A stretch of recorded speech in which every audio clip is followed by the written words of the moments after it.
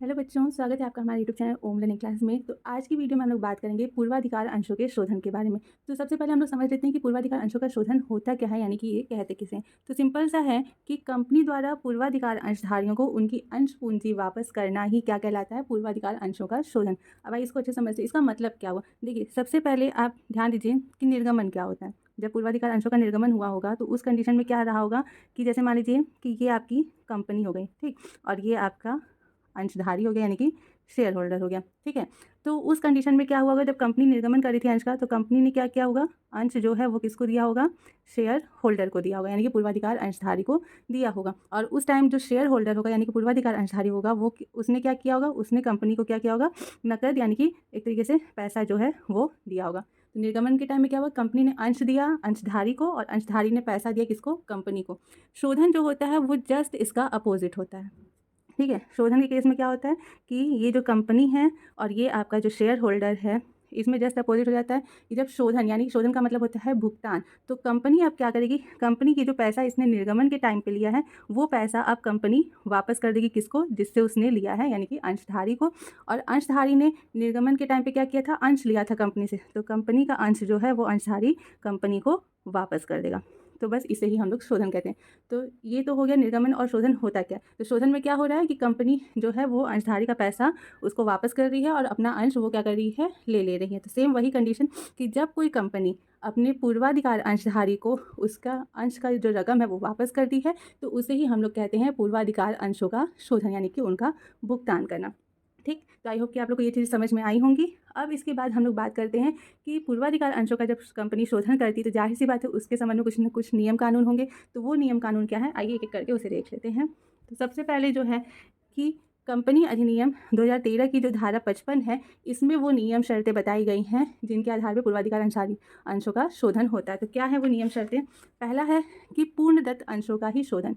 पूर्णदत्त अंशों का ही शोधन से मतलब क्या है कि ऐसे अंश जिनका अंशधारी ने पूरी तरीके से पैसा चुका दिया, यानी कि जैसे मान लीजिए 10 रुपये का एक अंश था, ठीक है, एक पूर्वाधिकार अंश 10 रुपये का था और इस पूर्वाधिकार अंश का पूरा पैसा कंपनी को मिल गया, यानी कि पूरा का पूरा 10 रुपये कंपनी ने मांगा और 10 रुपये इसको पूरा का पूरा मिल गया। तो ये है पूर्णदत्त।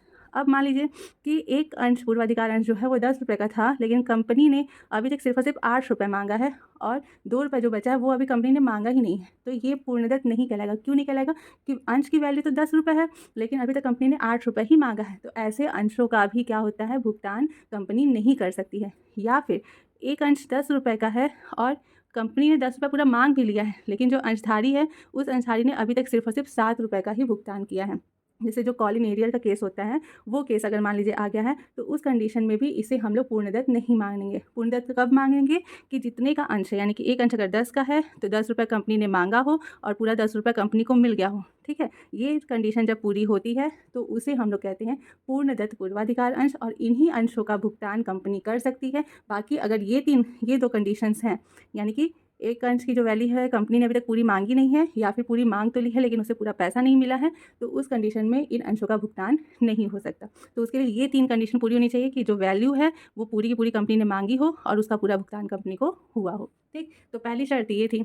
दूसरी है कि स्रोत, यानी कि कंपनी कौन कौन से स्रोतों से अपने अंशों का भुगतान कर सकती है। जैसे मान लीजिए कि जब कंपनी अपने अंश का भुगतान करेगी पूर्वाधिकार अंश का, तो उसके लिए उसको क्या चाहिए, पैसा चाहिए। तो वो पैसा कंपनी कहाँ से लाएगी, वो चीज़ यहाँ पे बताई गई है। तो सबसे पहला है कि कहाँ से लाएगी, लाभांश के लिए उपलब्ध लाभों में से, यानी कि ऐसे लाभ जिनमें से कंपनी क्या करती है, अपने लाभांश का भुगतान करती है, यानी कि अंशधारियों को उनका लाभांश देती है।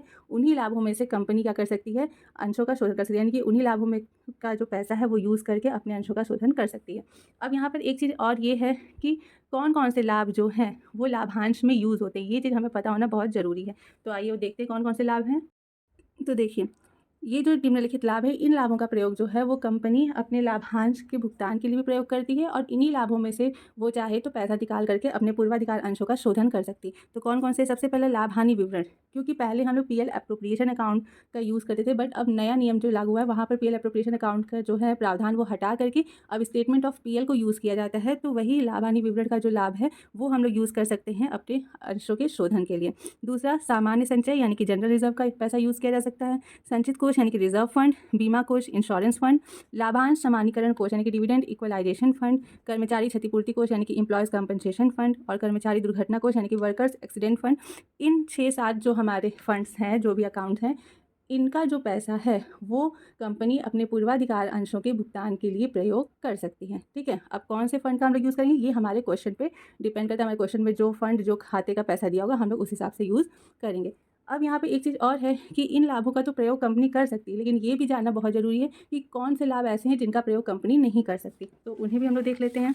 तो देखिए यहाँ पर जो है वो प्रतिभूति प्रीमियम संचय खाता यानी कि सिक्योरिटी प्रीमियम रिजर्व अकाउंट में से पैसा निकाल करके कंपनी पूर्वाधिकार अंशों का भुगतान नहीं कर सकती। शेयर फॉरफीचर अकाउंट का पैसा नहीं यूज़ कर सकती।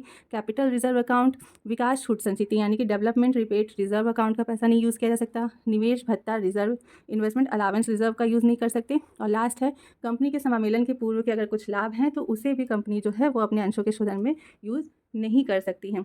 अब यहाँ पे ये ध्यान दे सकते हैं कि ये जो हमारे लाभ हैं ऊपर के, ये जो लाभ है ये एक तरीके से आयगत लाभ है, यानी कि थोड़ी थोड़ी मात्रा में कंपनी को टाइम टाइम पे होते रहते हैं और इनसे हम लोग ये सारे कोष बनाते हैं, तो ये रिवेन्यू नेचर के हैं तो इसलिए इनका यूज़ होता है। लेकिन ये जो है ये एक तरीके से आपके पूंजीगत लाभ है। ठीक है, तो पूंजीगत लाभों का जो प्रयोग है वो हम लोग पूर्वाधिकार अंशों के शोधन में नहीं कर सकते हैं। हम लोग सिर्फ और सिर्फ इन्हीं लाभों में से जो है वो पैसा निकाल करके अपने पूर्वाधिकार अंशों का शोधन कर सकते हैं। तो ये कब की बात है? ये तब है जब हम लोग को कब किस में से भुगतान करना है, लाभों में से अगर भुगतान करना है तो हमें इन चीज़ों का ध्यान रखना पड़ेगा। दूसरा हम लोग पैसा कहाँ से ले सकते हैं? तो नए अंशों के निर्गमन से, यानी कि कंपनी क्या कर सकती है, नए अंश निर्गमित कर सकती है। उन निर्गमन से क्या कर सकती है कंपनी, जो राशि प्राप्त होगी उससे अपने पूर्वाधिकार अंशों का भुगतान कर सकती है। अब यहाँ पर एक ध्यान देने वाली चीज़ क्या है कि नए अंश में कौन से अंश, तो कंपनी चाहे तो समता अंश भी निर्गमन कर सकती है, कंपनी चाहे तो नए पूर्वाधिकार अंश भी निर्गमन कर सकती है। जैसे क्या होगा कि कंपनी ने कुछ अंश निर्गमित किए, उसका पैसा उसको मिल गया, उस पैसे से उसने क्या किया, अपने जो पूर्वाधिकार अंश हैं उनका भुगतान कर दिया। ठीक है, तो ये चीज़ है कि नए अंश का भी निर्गमन करके कंपनी अपने पूर्वाधिकार अंशों का भुगतान कर सकती है। और दूसरी चीज़ ये कि जो नए अंश कंपनी निर्गमन करेगी वो किस मूल्य पे करेगी, तो वो चाहे तो सम मूल्य पर भी कर सकती है और अगर चाहे तो प्रीमियम पर भी कर सकती है। ठीक है, दोनों में से किसी भी मूल्य पर कंपनी अपने नए अंशों का निर्गमन कर सकती है। तीसरा जो है वो है कि लाभ तथा नए अंशों के निर्गमन दोनों द्वारा, यानी कि कभी कभी क्या होता है कि जो कंपनी के लाभ होते हैं, ये जो आयगत लाभ है वो पर्याप्त मात्रा में नहीं होते हैं, यानी कि है तो कंपनी के पास बट इतने पर्याप्त नहीं है कि पूरा का पूरा भुगतान उन्हीं से किया जा सके। तो कंपनी क्या करती है कि कुछ पैसा अपने लाभ में से यूज़ कर लेती है और बाकी जो उसको और पैसा चाहिए उसके लिए वो क्या करती है, नए अंश निर्गमित करती है और उससे जो प्राप्त होता है पैसा दोनों को मिला करके वो अपने पूर्वाधिकार अंशों का भुगतान करती है। तो ये 3 जगहों से, यानी कि मेनली तो ये 2 जगह हैं, इन 2 जगहों से कंपनी जो है वो अपने पूर्वाधिकार अंशों का शोधन करने के लिए पैसे को जुटाती है। ठीक, ये वही चीज़ है कि समता या पूर्वाधिकार अंशों का निर्गमन कर सकती है नए अंश के रूप में और इनका निर्गमन जो है वो सम मूल्य या प्रीमियम पर कर सकती है। अब बात यहाँ पर ये ध्यान देनी होगी कि अगर कंपनी जो नए अंश निर्गमन कर रही है उसका प्रीमियम पर निर्गमन करी तो उसकी प्रीमियम की व्यवस्था कहाँ से करेगी, तो किससे, प्रतिभूति प्रीमियम कोष से, यानी कि सिक्योरिटी प्रीमियम रिजर्व अकाउंट से प्रीमियम की व्यवस्था की जा सकती है। और दूसरा किससे, अंशों के शोधन के पूर्व के लाभों में से। देखिए ये जो प्रीमियम की व्यवस्था है यहाँ पे ये थोड़ा सा गलत हो गया, ये निर्गमन से संबंधित है। ठीक है, ये नए अंशों के निर्गमन से संबंधित है, जबकि ये जो प्रीमियम की व्यवस्था है ये होगा आपका शोधन पर। ठीक है, शोधन पर। इसका मतलब क्या हुआ कि देखिए जो पूर्वाधिकार अंश का जब कंपनी शोधन कर रही है, जब भुगतान कर रही है, तो कंपनी कभी कभी क्या करती है कि सम मूल्य पर ही भुगतान करती है, यानी कि जितने के अंश है उतने में पेमेंट करके खाली हो जाती है। कभी कभी क्या करती है कि उसका भुगतान वो प्रीमियम पर भी करती है, यानी कि 10 रुपये के पूर्वाधिकार अंश का भुगतान वो 12 रुपये में करती है। तो अगर कंपनी प्रीमियम पर अपने पूर्वाधिकार अंशों का शोधन कर रही है तो उस कंडीशन में प्रीमियम का पैसा हम लोग कहाँ से लेंगे, तो प्रीमियम का पैसा जो है वो सबसे पहले तो हम लोग जो हमारा सिक्योरिटी प्रीमियम रिजर्व अकाउंट होता है उसमें से लेंगे, और अगर वो नहीं है या फिर पर्याप्त नहीं है उसका पैसा, तो अंशों के शोधन से पहले के जो लाभ हैं उसमें से ले लेंगे। ठीक है, जैसे कि ये लाभ कौन से होंगे, वही जो अभी हमने पीछे देखा है आयगत जो भी लाभ थे उन्हीं लाभों में से हम लोग ले सकते हैं। यानी कि पहले तो सिक्योरिटी प्रीमियम रिजर्व अकाउंट में से प्रीमियम की राशि ली जाएगी, लेकिन अगर वो राशि पर्याप्त नहीं है या फिर सिक्योरिटी प्रीमियम रिजर्व अकाउंट नहीं है तो उस कंडीशन में जो बाकी के लाभ बचते हैं आयगत लाभ, उनमें से उस प्रीमियम की राशि की व्यवस्था की जाएगी। ठीक, ये शोधन पर प्रीमियम की व्यवस्था से संबंधित चीज़ है। उसके बाद एक यहाँ पर बहुत ही महत्वपूर्ण चीज़ है कि लाभों में से शोधन अगर किया जा रहा है, यानी कि जो अभी हम लोग पहला पढ़े थे कि लाभ में से पैसा कंपनी निकाल सकती है, तो अगर कंपनी अपने लाभों में से जो है वो पूर्वाधिकार अंशों का शोधन कर रही है तो उस कंडीशन में अंशों की जो मूल राशि के बराबर राशि होती है उसका हस्तांतरण पूंजी शोधन कोष यानी कैपिटल रिडम्पशन रिजर्व में किया जाता है। इट मीन्स जैसे कंपनी, मान लीजिए कंपनी का लाभ है, स्टेटमेंट ऑफ पीएल से कंपनी 80,000 रुपये जो है वो शोधन के लिए ले रही है, ठीक है। फिर जनरल रिज़र्व से जो है वो कंपनी मान लीजिए 20,000 ले रही है और उसको टोटल जो है वो भुगतान कितने करना है, 1,00,000 रुपये का करना है। पूर्वाधिकार अंशों का शोधन जो है वो कितने रुपए का करना है, 1,00,000 रुपये पूर्वाधिकार अंशों के लिए उसको देना है। तो अब ये 1,00,000 रुपये जो है वो कंपनी ने स्टेटमेंट ऑफ पीएल से 80,000 रुपये लेकर निकाल करके और जनरल रिजर्व से 20,000 रुपये निकाल करके किए हैं। तो जब हम लोग जर्नल एंट्री करेंगे तो उस टाइम में क्या करना होता है कि जो राशि हमने इसमें से निकाली है उसको हम लोग को ट्रांसफ़र करना रहता है किसमें, कैपिटल रिडम्पशन रिज़र्व अकाउंट में, ठीक है। हम लोग इसमें से पैसा निकाल करके पहले क्या करेंगे, कैपिटल रिडम्पशन रिज़र्व अकाउंट में ये 1,00,000 रुपये ट्रांसफ़र कर देंगे। उसके बाद फिर हम लोग क्या करते हैं, अपने पूर्वाधिकार अंशों का शोधन कर सकते हैं, ठीक है। तो ये जर्नल एंट्री के पर्पज़ से बताया गया है। अभी हम लोग आगे देखेंगे कि कौन सी जर्नल एंट्री कब की जाती है, तो वहाँ पे आपको ये चीज़ समझ में आएगा। इसके बाद आइए हम लोग देख लेते हैं कि कौन-कौन सी विधियाँ हैं जिनके द्वारा कंपनी जो है वो अपने पूर्वाधिकार अंशों का शोधन कर सकती है। तो वही है कि सबसे पहले लाभ द्वारा शोधन कर सकती है, यानी कि अपने लाभों में से पैसा निकाल करके शोधन कर सकती है। फिर नए अंश का निर्गमन करके शोधन कर सकती है। लाभ और नए अंश दोनों का पैसा मिला करके शोधन कर सकती है। और एक नया है कि परिवर्तन द्वारा शोधन। परिवर्तन द्वारा शोधन का मतलब क्या, कि कंपनी को जिन अंशधारियों का भुगतान करना है वो क्या करेगी, उनके अंशों को अगर वो चाहें तो समता अंशों में परिवर्तित करके, चाहे नए पूर्वाधिकार अंशों में परिवर्तित करके उनका शोधन एक तरीके से कर सकती है। क्योंकि देखिए जब परिवर्तन होगा तो जो उसके पुराने अंश है, जो पुराने पूर्वाधिकार अंश है वो तो ऑटोमेटिक खत्म हो जाएंगे, उसके पास अब नए समता या नए पूर्वाधिकार अंश आ जाएंगे। तो इस तरीके से ये 4 तरीके हैं जिससे कंपनी अपने पूर्वाधिकार अंशों का शोधन कर सकती है। अब आइए फटाफट से हम लोग देख लेते हैं कि पूर्वाधिकार अंशों के शोधन के समय कौन कौन सी जर्नल एंट्रीज की जाती हैं।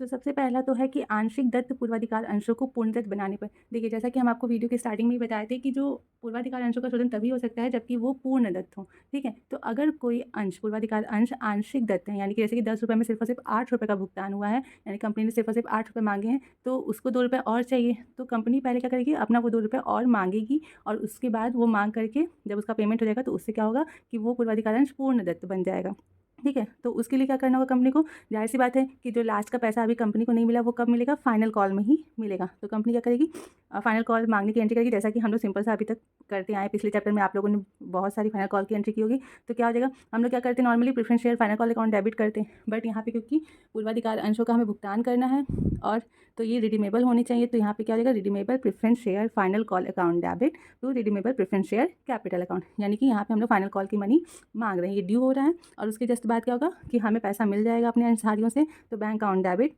To redeemable preference share final call account हम लोग करेंगे, हमें पैसा मिल जाएगा। तो हमारे जो पूर्वाधिकार अंश हैं जो कि अभी तक आंशिक दत्त थे वो पूर्ण दत्त बन जाएंगे। तो अब उसके बाद हम लोग उसका भुगतान क्या कर सकते हैं आराम से। ये हमारे क्वेश्चन पे डिपेंड करता है। अगर क्वेश्चन में बोला है कि अभी हमें उन्हें पूर्ण दत्त बनाना है तो उस कंडीशन में एंट्री होगी, वरना आगे कोई ज़रूरत नहीं है। इसके बाद दूसरा जो है वो है कि नए अंश का निर्गमन। जब हम लोग पूर्वाधिकार अंश का शोधन करने के लिए नए अंश का निर्गमन करते हैं तो क्या एंट्री होगी। अब नए अंश का निर्गमन हम लोग सम मूल्य पर भी कर सकते हैं और प्रीमियम पर भी कर सकते हैं। तो सम मूल्य पर करेंगे तो क्या होगा, bank account debit to share capital account, और अगर प्रीमियम पर करेंगे तो क्या होगा, bank account debit to share capital account and to security premium reserve account. ये हो जाएगा, कब होगा, जबकि हम लोग पूर्वाधिकार अंशों के शोधन के लिए नए अंशों का निर्गमन करेंगे तब ये एंट्री की जाएगी। अब यहाँ पे डायरेक्ट हम लोग टू शेयर कैपिटल क्यों करेंगे, क्योंकि जब कंपनी पूर्वाधिकार अंशों के शोधन के लिए अपने अंशों का निर्गमन कर रही है तो उस कंडीशन में क्या होगा कि वो उन नए अंशों का जो पैसा है वो एक साथ ही मांग लेगी। तो जब कंपनी एक साथ पैसा मांग लेगी तो वहाँ पे हम लोग शेयर अलॉटमेंट एप्लीकेशन या final call first call use ना करके सीधे सीधे टू शेयर कैपिटल यूज़ करेंगे, ठीक। तो ये 2 कंडीशन हो गया कि सम मूल्य पर अगर निर्गमन हो रहा है और प्रीमियम पर निर्गमन हो रहा है तो क्या एंट्री होगी। इसके बाद क्या है, तीसरा है कि विभाजन योग्य लाभों में से शोधन। तो अगर कंपनी अपने लाभों में से पैसा निकाल करके शोधन कर रही है अपने पूर्वाधिकार अंशों का तो एंट्री क्या होगी, जैसा कि जितने लाभ हम आपको अभी बताए थे आगे कि इन लाभों में से पैसा निकाला जा सकता है, उन लाभों को हम लोग क्या करेंगे, डेबिट कर देंगे। जैसे कि स्टेटमेंट ऑफ पीएल डेबिट कर सकते हैं, जनरल रिजर्व डेबिट कर सकते हैं, रिजर्व फंड डेबिट कर सकते हैं, या फिर और भी जो सारे लाभ थे उनमें से अगर कोई लाभ यूज़ कर रही है कंपनी तो उनको डेबिट करेंगे और उनमें जितना हम लोगों ने रकम निकाला है वो पूरा रकम किस में ट्रांसफ़र होगा, कैपिटल रिडम्पशन रिजर्व में, जो कि अभी हम आपको बता रहे थे पहले ही कि जनरल एंट्री करते टाइम क्या किया जाता है कि लाभों में से जो पैसा लिया जाता है वो पूरी राशि जोड़ करके सबसे पहले कैपिटल रिडम्पशन रिजर्व में ट्रांसफ़र करते हैं और उसके बाद फिर पूर्वाधिकार अंशों का भुगतान करेंगे। चौथा है शोधन पर दिए जाने वाले प्रीमियम की व्यवस्था। जैसा कि अभी हम आपको पहले ही बताए हैं कि जब अगर हम लोग पूर्वाधिकार अंशों का शोधन प्रीमियम पर करते हैं तो उस कंडीशन में जो प्रीमियम की व्यवस्था है वो कहाँ से की जाती है, यानी कि जो प्रीमियम के लिए पैसा है वो कहाँ से लिया जाता है। तो सबसे पहले सिक्योरिटी प्रीमियम रिजर्व अकाउंट से वो प्रीमियम लिया जाता है।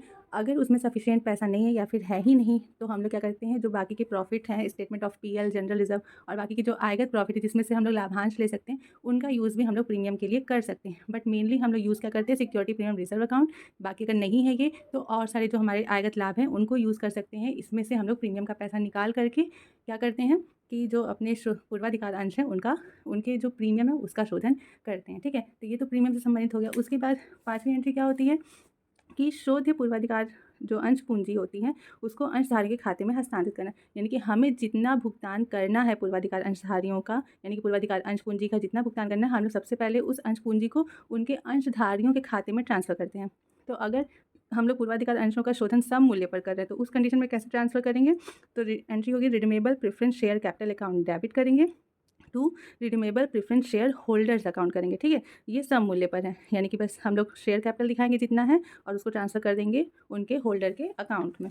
और अगर प्रीमियम पर है, प्रीमियम पे हम लोग शोधन कर रहे हैं तो उस कंडीशन में क्या एंट्री होगी, redeemable preference share capital account debit plus premium on redemption of preference share account debit to redeemable preference share holder account. दोनों में डिफरेंस क्या है कि बस यहाँ पर प्रीमियम को भी हम लोग ऐड करके दिखाएंगे। जैसे मान लीजिए 1 लाख पेमेंट करना है और 10,000 प्रीमियम, तो टोटल 1 लाख और 10,000 मिला करके हम लोग शेयर होल्डर के अकाउंट में 1,10,000 रुपये ट्रांसफ़र करेंगे। ठीक है, तो भुगतान करने से पहले हम लोग क्या करते हैं, शेयर होल्डर के अकाउंट में उनकी अंश पूंजी को ट्रांसफ़र करते हैं। और लास्ट एक एंट्री मेन इंपॉर्टेंट जो है वो है उनका भुगतान करना। तो क्या होगा, redeemable preference share holder account debit to bank account, यानी कि हमने पूर्वाधिकार अंशधारियों को उनका भुगतान कर दिया। तो ये थी शोधन से संबंधित 6 जर्नल एंट्री। अगर ये जो पूर्वाधिकार अंशों के शोधन से संबंधित जो जर्नल एंट्री है वो एक तरीके से इन्हीं 6 जर्नल एंट्री में से उसी के इर्द गिर्द घूमती रहती है। हमारा जो क्वेश्चन है वो इन्हीं 6 जर्नल एंट्री से संबंधित होने वाला है। तो अगर आपको ये सारी जर्नल एंट्रीज काफ़ी अच्छे से समझ में आ गई हैं या फिर याद हो गई हैं तो आपको कोई भी जो इस चैप्टर का क्वेश्चन है वो लगाने में कहीं पे भी आपको कोई भी दिक्कत नहीं आएगी। अगर आपको ये सारी ये 6 जर्नल एंट्रीज अच्छे से याद हैं और समझ में आई हैं तो फिलहाल इस जर्नल एंट्री के कॉन्सेप्ट को और अच्छे से क्लियर करने के लिए हम लोग नेक्स्ट वीडियो में मिलेंगे जहाँ पे हम लोग इससे संबंधित कुछ क्वेश्चन सॉल्व करेंगे। तो चलिए मिलते हैं नेक्स्ट वीडियो में।